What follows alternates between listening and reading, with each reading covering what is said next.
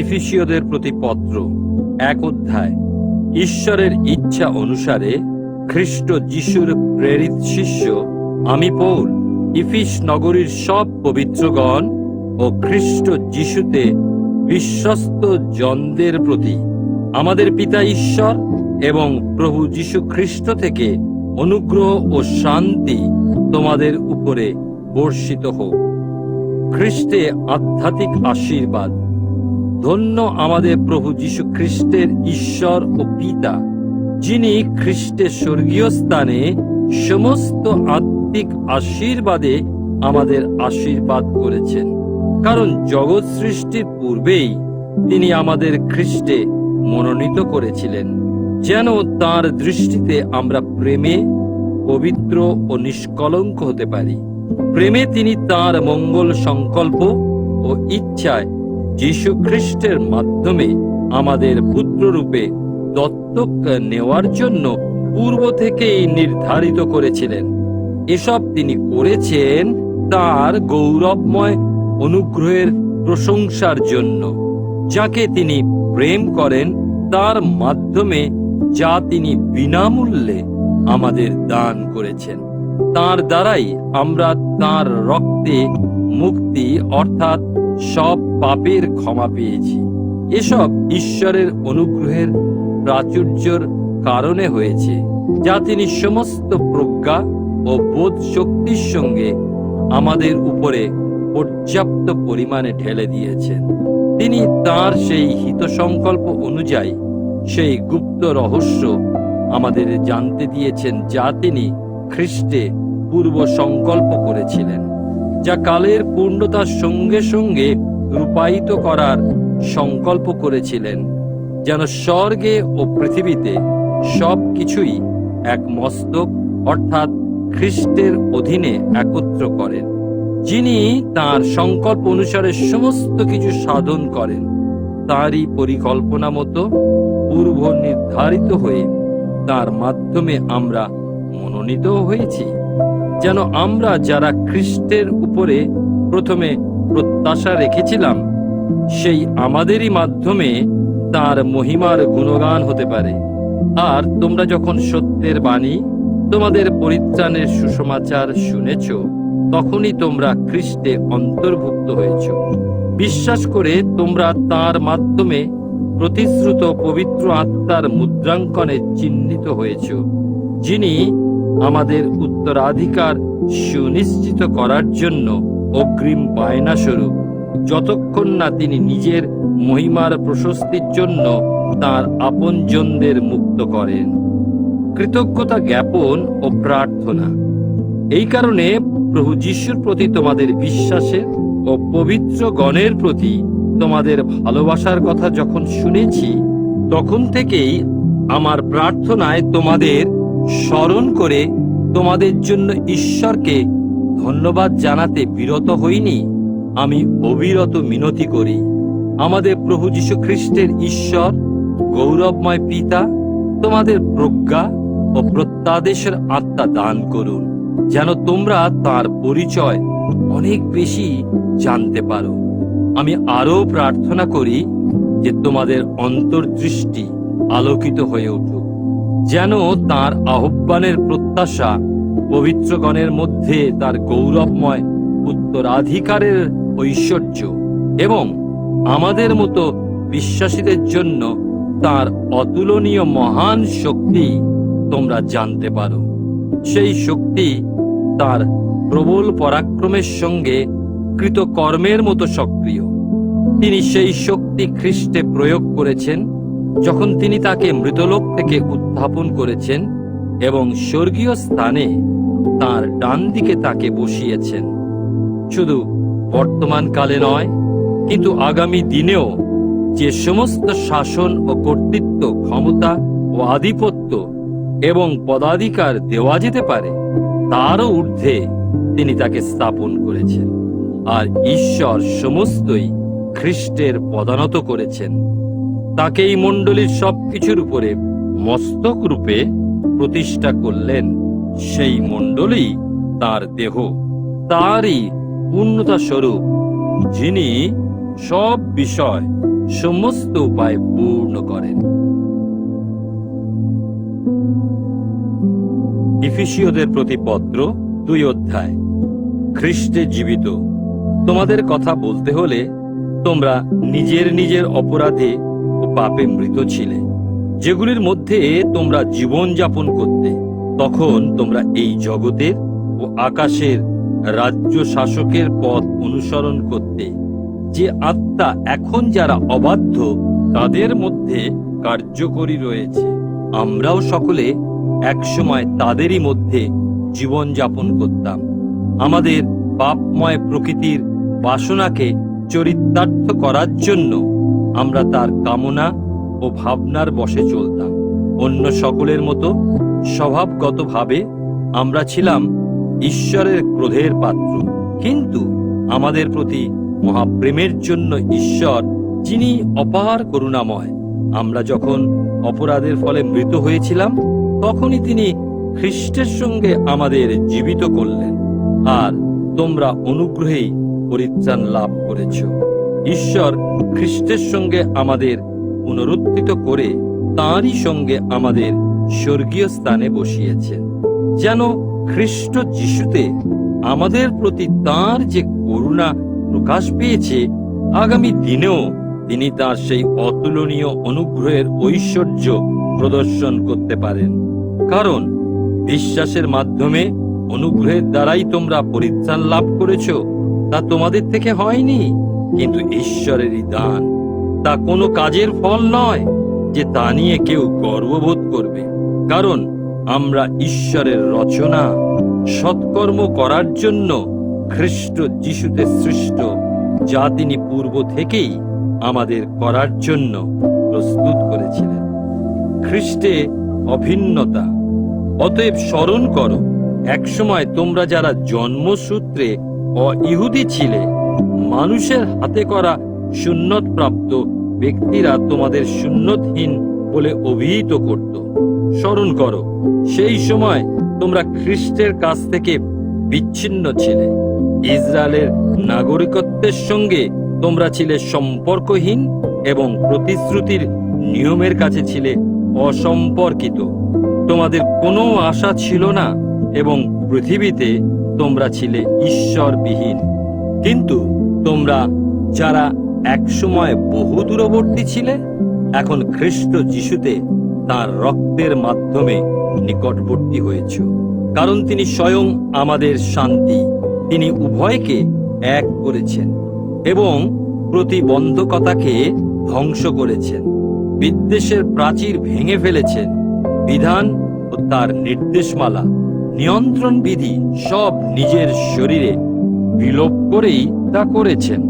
উভয়কে নিয়ে নিজের মধ্যে এক নতুন মানুষ গড়ে তোলা এবং এভাবে শান্তি প্রতিষ্ঠা করাই ছিল তার উদ্দেশ্য। আর এই এক দেহে ক্রুশের মাধ্যমে তিনি উভয়কে ঈশ্বরের সঙ্গে সম্মিলিত করেছেন, যার দ্বারা তিনি দুপক্ষের শত্রুতার অবসান ঘটিয়েছেন। তোমরা যারা ছিলে বহুদূরে আর যারা ছিলে কাছে, তোমাদের সকলের কাছে তিনি এসে শান্তির বাণী প্রচার করেছেন।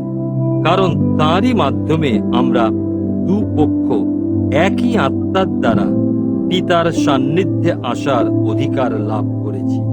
অতএব তোমরা আর অসম্পর্কিত ও বহিরাগত নও।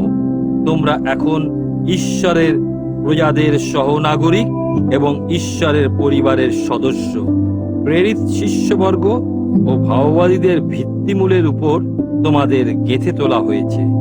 স্বয়ং খ্রিস্ট যিশু, যার কোণের প্রধান পাথর, তারই মধ্যে সমগ্র কাঠামো একত্রে সন্নিবদ্ধ এবং প্রভূতে তা এক পবিত্র মন্দির রূপে গড়ে উঠছে। তাতে তোমাদেরও একসঙ্গে একটি আবাস রূপে গঠন করা হচ্ছে, যেখানে ঈশ্বর তাঁর আত্মায় অধিষ্ঠান করেন। ইফিসীয়দের প্রতি পত্র 3 অধ্যায়। অইহুদিদের কাছে পৌলের প্রচার। এই কারণে তোমরা যারা ইহুদি নও তাদের জন্য খ্রিস্ট যিশুর বন্দী আমি পৌল। তোমাদের জন্য ঈশ্বর তাঁর যে অনুগ্রহের পরিচালনা আমাকে প্রদান করেছেন, তোমরা সে কথা নিশ্চয় শুনেছ।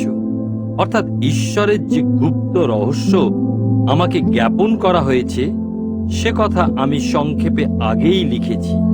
এই লিপি পাঠ করলে খ্রিস্টের গুপ্ত রহস্যে আমার অন্তর্দৃষ্টির কথা তোমরা বুঝতে পারবে। অন্য প্রজন্মের মানুষের কাছে এই সত্য ব্যক্ত হয়নি, যেমন বর্তমান প্রজন্মে ঈশ্বরের পবিত্র প্রেরিত শিষ্যদের এবং ভাববাদীদের কাছে পবিত্র আত্মা তা প্রকাশ করেছেন। এই গুপ্ত রহস্য হল সুসমাচারের মাধ্যমে অইহুদিরা ইসরায়েলীদের সঙ্গে একই উত্তরাধিকারের শরীক, একত্রে একই দেহের বিভিন্ন অঙ্গ এবং খ্রিস্ট যিশুতে একই প্রতিশ্রুতির যৌথ অংশীদার। ঈশ্বরের পরাক্রমের সক্রিয়তায় তাঁরই অনুগ্রহ দানের দ্বারা আমি এই সুসমাচারের পরিচারক হয়েছি। ঈশ্বরের সকল পবিত্রগণের মধ্যে আমি সর্বাপেক্ষা তুচ্ছ হলেও এই অনুগ্রহ আমাকে দেওয়া হয়েছিল যেন খ্রিস্টের অতুল ঐশ্বর্যের সুসমাচার অইহুদিদের কাছে প্রচার করি এবং এই গুপ্ত রহস্যের প্রয়োগ প্রত্যেকের কাছে স্পষ্ট করে দিই, যা অতীতকালে সবকিছুর সৃষ্টিকর্তা ঈশ্বরের কাছে গুপ্ত রাখা ছিল। তার অভিপ্রায় ছিল এই যে এখন মণ্ডলীর মাধ্যমে যেন ঈশ্বরের বহুবিধ প্রজ্ঞা, স্বর্গীয় স্থানের আধিপত্য ও কর্তৃত্ব সকলের কাছে প্রকাশ করা যায়। এ ছিল তাঁর চিরকালীন অভিপ্রায়, যা তিনি আমাদের প্রভু খ্রিস্ট যিশুতে সাধন করেছেন। তাতে এবং তাঁর প্রতি বিশ্বাসের মাধ্যমে আমরা স্বাধীনভাবে এবং আত্মবিশ্বাসের সঙ্গে ঈশ্বরের সান্নিধ্যে আসতে পারি। তাই আমি তোমাদের অনুরোধ করছি, তোমাদের জন্য আমার যে কষ্টভোগ তা দেখে তোমরা নিরাশ হয়েও না, কারণ এসব তোমাদের গৌরব। ইফিসীয়দের জন্য প্রার্থনা। এই কারণের জন্য আমি পিতার কাছে নতজানু হই, যার কাছ থেকে স্বর্গে ও পৃথিবীতে তার সমগ্র পরিবার এই নাম প্রাপ্ত হয়েছে। আমি প্রার্থনা করি যেন তার গৌরবময় ঐশ্বর্য থেকে তিনি তার আত্মার মাধ্যমে তোমাদেরকে আন্তরিক সত্তায় ও শক্তিতে সবল করে তোলেন, যেন বিশ্বাসের মাধ্যমে খ্রিস্ট তোমাদের অন্তরে অধিষ্ঠান করেন।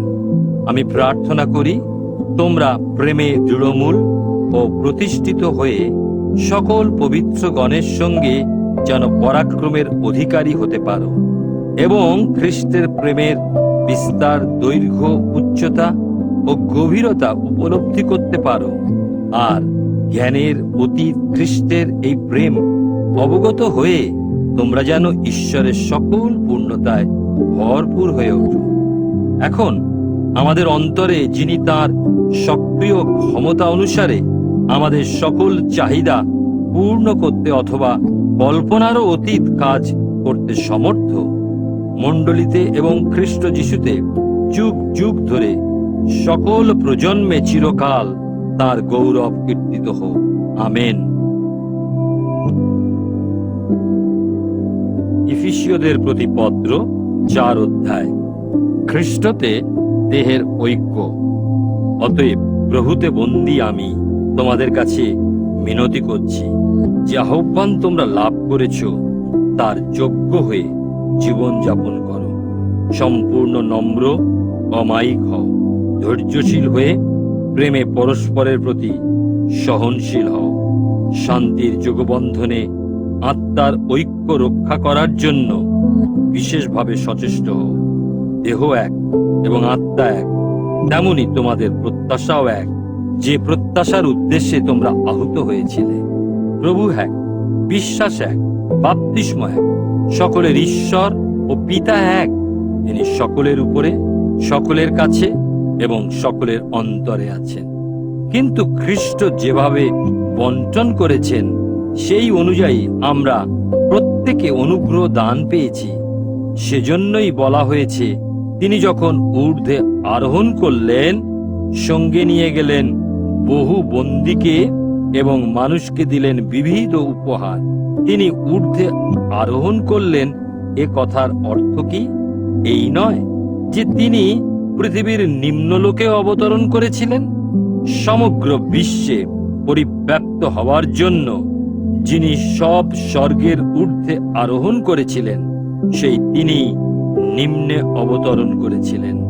তিনি কয়েকজনকে প্রেরিত শিষ্য, কয়েকজনকে ভাববাদী, কয়েকজনকে সুসমাচার প্রচারক, কয়েকজনকে পালক ও শিক্ষক রূপে দান করেছেন।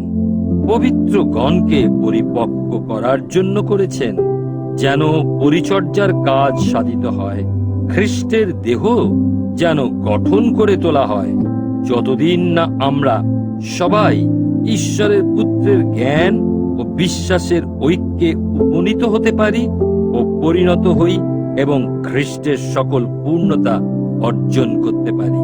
তখন আমরা নাবালক থাকব না, যে কোনো মতবাদের হাওয়ায় বিচলিত হব না বা বাতাসে ভেসে যাব না। আমরা প্রভাবিত হব না যখন লোকেরা মিথ্যার সাহায্য নিয়ে যা শুনে মনে হয় সত্য, আমাদের ঠকানোর চেষ্টা করবে। এর পরিবর্তে আমরা প্রেমে সত্য প্রকাশ করব এবং সব বিষয় খ্রিস্টের মতো হয়ে উঠব, যিনি তার দেহের মস্তক, আর সেই দেহ হল মণ্ডলী। তিনি সমগ্র দেহকে সুন্দরভাবে সন্নিবদ্ধ করেন। প্রতিটি অঙ্গ নিজের নিজের বিশেষ কাজ করে, যার ফলে অন্যান্য অংশ বৃদ্ধি লাভ করে। এই কারণে সমগ্র দেহ সুস্থ, বৃদ্ধিপ্রাপ্ত ও প্রেমে পূর্ণতা লাভ করে, জ্যোতির সন্তানের ন্যায় জীবন যাপন। অতএব আমি তোমাদের এই কথা বলি এবং প্রভুর নামে অনুনয় করি, তোমরা অইহুদীদের মতো আর অসার চিন্তায় জীবন যাপন করো না। তাদের বুদ্ধি হয়েছে অন্ধকারে আচ্ছন্ন এবং ঐশ্বরিক জীবন থেকে তারা হয়েছে বিচ্ছিন্ন। তাদের কঠিন হৃদয়ের অজ্ঞতাই তার কারণ। সমস্ত চেতনা হারিয়ে তারা কামনা বাসনায় নিজেদের সমর্পণ করেছে, যেন সকল প্রকার কলুষতা ও ইন্দ্রিয় লালসায় তারা বেশি আসক্ত হয়ে পড়ে।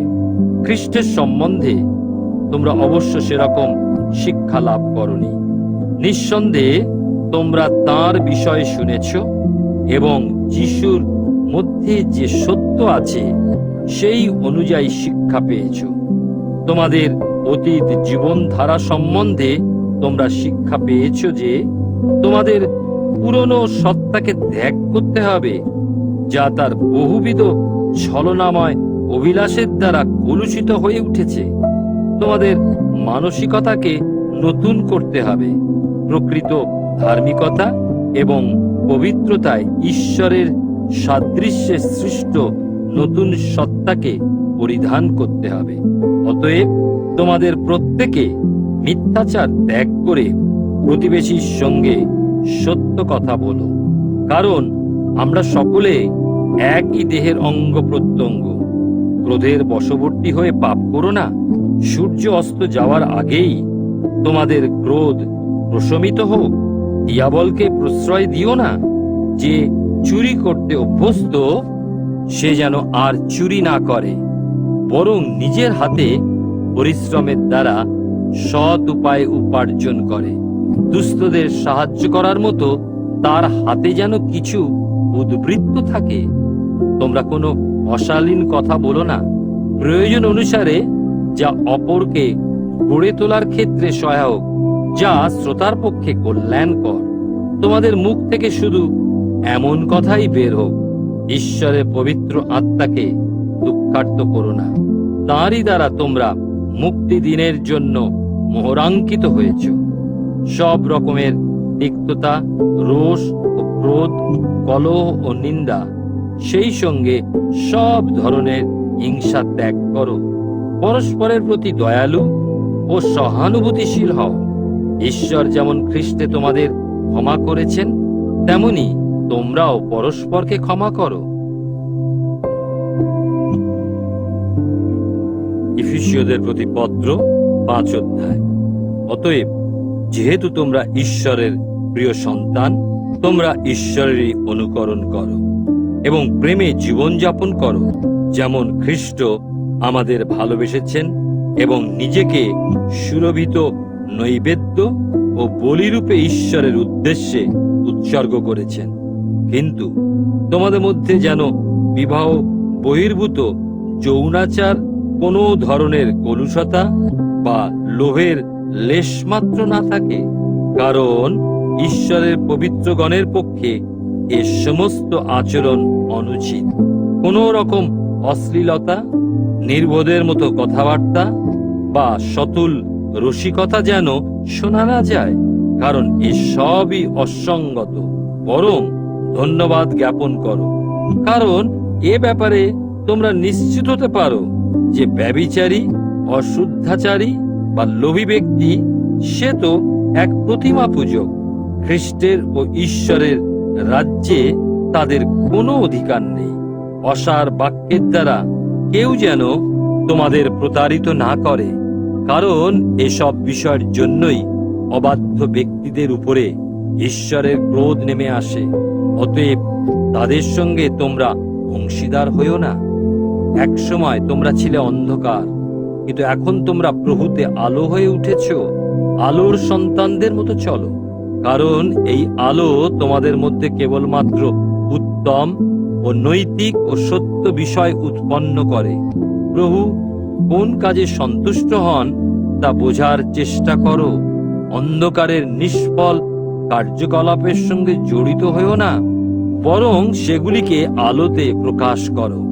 কারণ যারা অবাধ্য তারা গোপনে যা করে তা উল্লেখ করাও লজ্জাজনক, কিন্তু আলোকে প্রকাশিত সব কিছুই দৃশ্যমান হয়ে ওঠে, কারণ আলোই সবকিছু দৃশ্যমান করে। এই জন্যই লেখা আছে, ওহে নিদ্রামগ্ন ব্যক্তি, জাগো, মৃতদের মধ্য থেকে উত্থিত হও, তাহলে খ্রিস্ট তোমার উপর আলোক বিকিরণ করবেন। তাই কিভাবে জীবন যাপন করবে সে সম্বন্ধে অত্যন্ত সতর্ক থেকো। জ্ঞানবানের মতো চলো, মূর্খের মতো নয়। সব সুযোগের সর্বাধিক সদ্ব্যবহার করো, কারণ এই যুগ মন্দ। এই জন্য নির্বোধ হইও না, প্রভুর ইচ্ছা কি তা উপলব্ধি করো। সুরা পান করে মত্ত হইও না, তা ভ্রষ্টাচারের পথে নিয়ে যায়। তার পরিবর্তে আত্মায় পরিপূর্ণ হও। গীত, স্তুতি ও আত্মিক সংকীর্তনে পরস্পর ভাব বিনিময় করো। প্রভুর উদ্দেশ্যে গীত গাও, হৃদয় সুরের ঝংকার তোলো। আমাদের প্রভু যীশু খ্রিস্টের নামে সব বিষয়ের জন্য সব সময় পিতা ঈশ্বরকে ধন্যবাদ দাও। খ্রিস্টের জন্য সম্ভ্রমবশত একে অপরের বশীভূত হও। স্বামী স্ত্রীর বিষয়। স্ত্রীরা, তোমরা যেমন প্রভুর তেমনি স্বামীর বশ্যতাধীন হও, কারণ স্বামী হলো স্ত্রীর মস্তক, যেমন খ্রিস্ট মণ্ডলীর মস্তক, যে মণ্ডলী তার দেহ, যার তিনি পরিত্রাতা। মণ্ডলী যেমন খ্রিস্টের বশ্যতাধীন থাকে, স্ত্রীরাও তেমনি সমস্ত বিষয় নিজের নিজের স্বামীর বশ্যতাধীন থাকুন। স্বামীরা, তোমরা নিজের নিজের স্ত্রীকে ভালোবেসো, যেমন খ্রিস্ট মণ্ডলীকে ভালোবেসেছেন এবং তার জন্য আত্মত্যাগ করেছেন, যেন তাকে পবিত্র করেন, বাক্যের মাধ্যমে জলে স্নান করিয়ে তাকে শুচি করেন এবং তাকে সব রকম কলঙ্ক, বিকৃতি এবং কলুষতা থেকে মুক্ত করে পবিত্র ও অনিন্দনীয় ভাবে এক প্রদীপ্ত মণ্ডলী করে নিজের কাছে উপস্থিত করেন। স্বামীদেরও সেভাবে নিজের নিজের দেহের মতোই স্ত্রীদের ভালোবাসা উচিত। যে তার স্ত্রীকে ভালোবাসে সে নিজেকেই ভালোবাসে। সর্বোপরি কেউ কখনো তার নিজের দেহকে ঘৃণা করে না, বরং সে তার ভরণ পোষণ ও তত্ত্বাবধান করে, যেমন খ্রিস্ট তার মণ্ডলীর প্রতি করেন। কারণ আমরা তো তাঁরই দেহের অঙ্গ প্রত্যঙ্গ। এই কারণে একজন পুরুষ তার পিতা ও মাতাকে ত্যাগ করবে, তার স্ত্রীর সাথে সংযুক্ত হবে ও সেই দুজন একাঙ্গ হবে। এ এক বিশাল রহস্য। কিন্তু আমি খ্রিস্ট ও তার মণ্ডলী সম্বন্ধে কথা বলছি। যাই হোক, তোমাদের মধ্যে প্রত্যেকে যেমন নিজেকে ভালোবাসে, তেমনি স্ত্রীকে অবশ্যই ভালোবাসবে, এবং স্ত্রী অবশ্যই তার স্বামীকে শ্রদ্ধা করবে। ইফিসীয়দের প্রতি পত্র 6 অধ্যায়। সন্তান ও বাবা মা।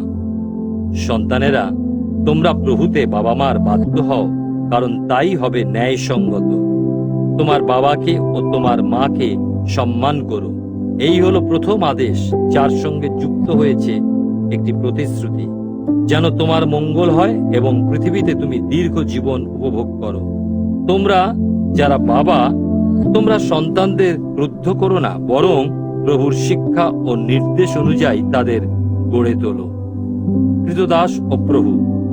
কৃতদাসেরা, তোমরা শ্রদ্ধায় ও ভয়ে হৃদয়ের সরলতার সঙ্গে তোমাদের জাগতিক প্রভুদের আদেশ মেনে চলো, যেমন তোমরা খ্রিস্টের আদেশ মেনে থাকো।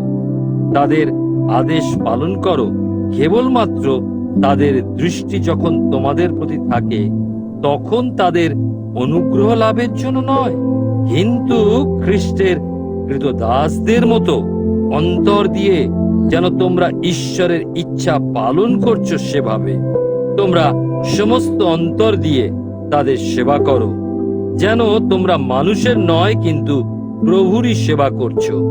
কারণ তোমরা জানো যে কৃতদাস হোক বা স্বাধীন হোক, প্রভু তাদের সকলকেই সৎ কর্মের জন্য পুরস্কৃত করবেন।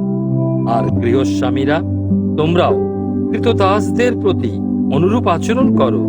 তাদের ভয় দেখিও না, কারণ তোমরা জানো যিনি স্বর্গে আছেন তিনি তাদের এবং তোমাদের উভয়েরই প্রভু। তিনি কারো পক্ষপাতিত্ব করেন না। ঐশ্বরিক রণসজ্জা। পরিশেষে তোমরা প্রভুতে এবং তার প্রবল পরাক্রমে বলীয়ান হও। ঈশ্বরের সম্পূর্ণ রণসাজ পরে নাও, যেন দিয়াবলের বিভিন্ন চাতুরি প্রতিহত করতে পারো। কারণ আমাদের সংগ্রাম রক্ত মাংসের বিরুদ্ধে নয়, কিন্তু আধিপত্য ও কর্তৃত্বের বিরুদ্ধে, অন্ধকারের আচ্ছন্ন এই জগতের শক্তির বিরুদ্ধে এবং স্বর্গীয় স্থানের মন্দ আত্মিক শক্তির বিরুদ্ধে। তাই ঈশ্বরের সম্পূর্ণ রণসাজ করে নাও, যেন সেই মন্দ দিন উপস্থিত হলে তোমরা শত্রুর আক্রমণ প্রতিহত করতে পারো এবং সমস্ত বিষয় সম্পন্ন করে স্থির থাকতে পারো। সুতরাং সত্যের বেল্ট কোমরে বেঁধে, ধার্মিকতার বুকপাটা পরে নিয়ে এবং শান্তির সুসমাচার প্রচারের তৎপরতায় চটি জুতো পরে দৃঢ়ভাবে দাঁড়িয়ে থাকো। এসব ছাড়া তুলে নাও বিশ্বাসের ঢাল, তা দিয়েই সেই পাপাত্মার সমস্ত অগ্নিবাণ তোমরা নির্বাপিত করতে পারবে। আর ধারণ করো পরিত্রাণের শিরস্ত্রাণ ও আত্মার তরোয়াল, অর্থাৎ ঈশ্বরের বাক্য। সব উপলক্ষে সব ধরনের মিনতি ও অনুরোধের সঙ্গে আত্মায় প্রার্থনা করো। এসব স্মরণে রেখে সতর্ক থেকো এবং সকল পবিত্রগণের জন্য সব সময় প্রার্থনায় রত থেকো। তোমরা আমার জন্য প্রার্থনা করো, যেন আমি যখনই মুখ খুলি সুসমাচারের গুপ্ত রহস্য নির্ভীকভাবে প্রচার করতে আমাকে বাক্য দান করা হয়। এরই জন্য কারাগারে বন্দী হয়েও আমি রাজদূতের কাজ করছি। প্রার্থনা করো, যেমন করা উচিত তেমনি আমি সাহসের সঙ্গে সেই ঘোষণা করতে পারি। অন্তিম শুভেচ্ছা। আমি কেমন আছি এবং কি করছি তোমরাও যেন তা জানতে পারো। সেই জন্য প্রিয় ভাই ও প্রভুতে বিশ্বস্ত সেবক দুঃখিক তোমাদের সবকিছু জানাবেন। শুধু এই উদ্দেশ্যেই আমি তাকে তোমাদের কাছে পাঠাচ্ছি, যেন আমরা কেমন আছি তা তোমরা জানতে পারো এবং তিনি তোমাদের অনুপ্রাণিত করতে পারেন। পিতা ঈশ্বর এবং প্রভু যীশু খ্রিস্ট থেকে শান্তি, বিশ্বাসে পূর্ণ প্রেম ভাই বোনদের উপরে বর্ষিত হোক। আমাদের প্রভু যীশু খ্রিস্টের প্রতি যাদের ভালোবাসা, অমর অনুগ্রহ তাদের সহায় হোক।